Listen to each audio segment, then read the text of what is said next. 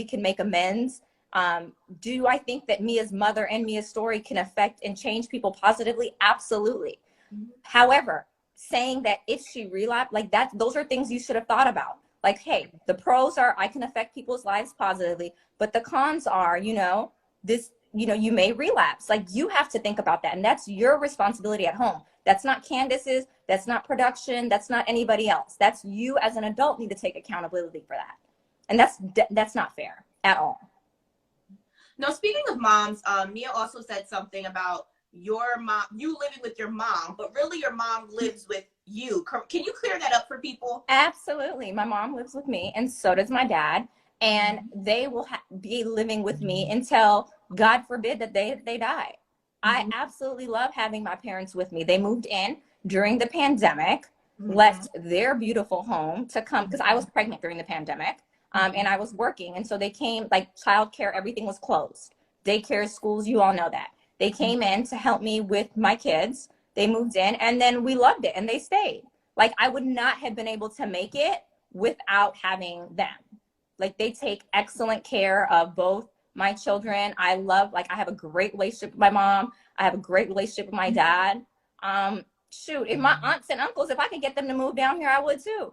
Like, I wish it wouldn't just stop with my mom and my dad. Like, that's just, I'm very close with my family. That's how I grew up. And I wish that's just who I am. And I'm not going to be apologetic about it. Like, nor do I need to. Like, that, you know, family is number one. That's it. There's God and then family. Okay. And I'm glad that you mentioned it happened during the pandemic, because I've actually been like covering that, is that a lot of families, you know, started moving into multi-generational housing during the pandemic for that exact reason. And I also know that it's also a cultural thing. Yeah. You know, it's a cultural thing, you know, to be with your family and have that support. So it's not something that's abnormal.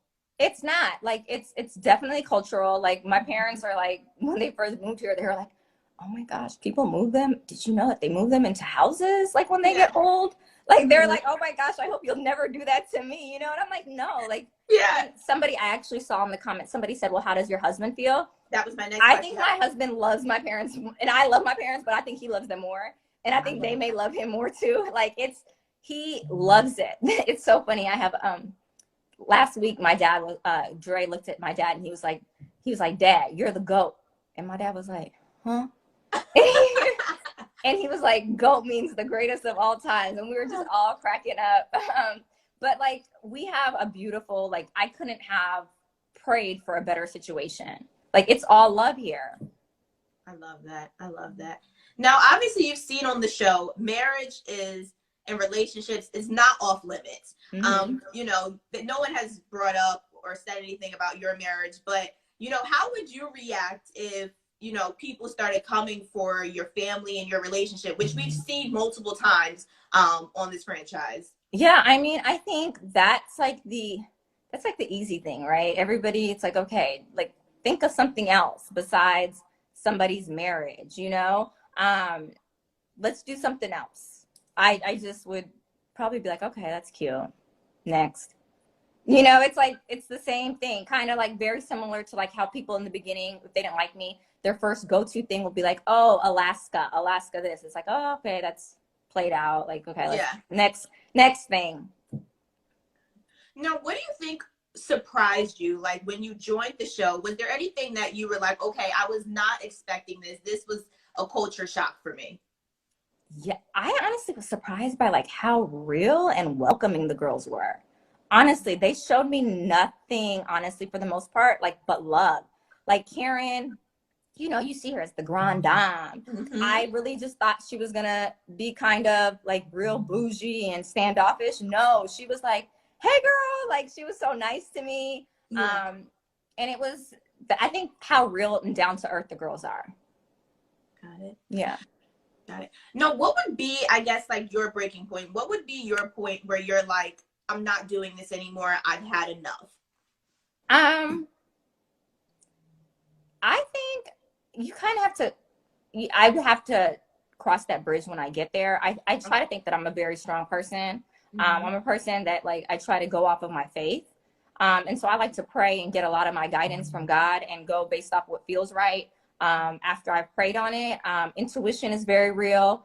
If my husband now said it's time to go, I would go. You know, if it's like, okay, but because he's so like whatever makes you happy type of person. Like he's like the least judgmental person. If I told him like I want to learn how to jump off the roof or something, he'd probably be like, okay, let's sign up for classes tomorrow, like type of thing. He's so like, I love that, with the shits kind of thing, you know? Yeah. So it's like, if he were to say like, okay, maybe, you know, we shouldn't do this anymore, then I'd be like, okay, just because he's so the opposite. Definitely. I get that. By the way, you have a beautiful blended family. Like, I love that you showcase that because it's so important to show blended families. Mm-hmm. Why is that important to show to people? I think because even initially, I went into my relationship with my husband with, you know, the preconceived notion that if somebody was married before, then they're maybe less than, like, I told myself I don't want to ever have a divorced husband. You know, I wanted my husband to have kids with me for the first time. Yeah. And it wasn't until I was like, okay, well, what, maybe, because now I look at it like, my husband got experience. So really, when you're looking at his resume, he's a more experienced man. Yes. He knows now what didn't work in marriage one. And now he's coming to me, you know, as a more experienced spouse.